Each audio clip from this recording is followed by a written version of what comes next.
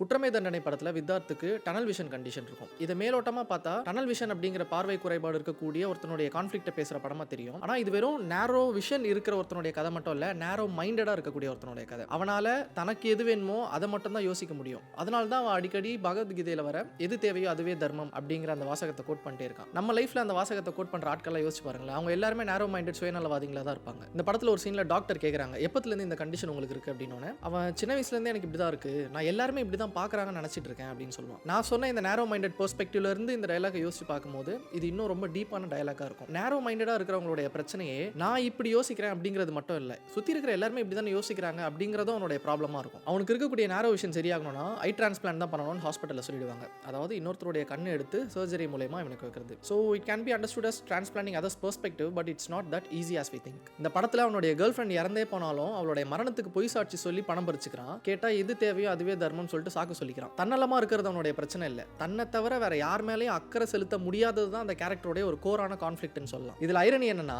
தன்னுடைய சுயநலத்துக்காக சுத்தி இருக்கிற எல்லாருமே சீட் பண்ணி கிட்டத்தட்ட ஒரு 25 lakhs அவன் ஏமாத்திட்டு போறான். ஆனா அவனுடைய தேவையை பூர்த்தி பண்றதா சொன்ன அந்த ஹாஸ்பிட்டல் கடைசியில் அவனையே ஸ்கேம் பண்ணி அந்த பணத்தை அவங்க லவட்டிட்டு போயிடுறாங்க. ஆக்சுவலா இப்பதான் தோணுது, அவன் சொன்ன எது தேவையோ அதுவே தர்மம் அப்படிங்கிற அந்த வாசகத்தை அந்த ஹாஸ்பிட்டல் காரணம் வேற யார்கிட்டயாவது சொல்லியிருப்பான்ல.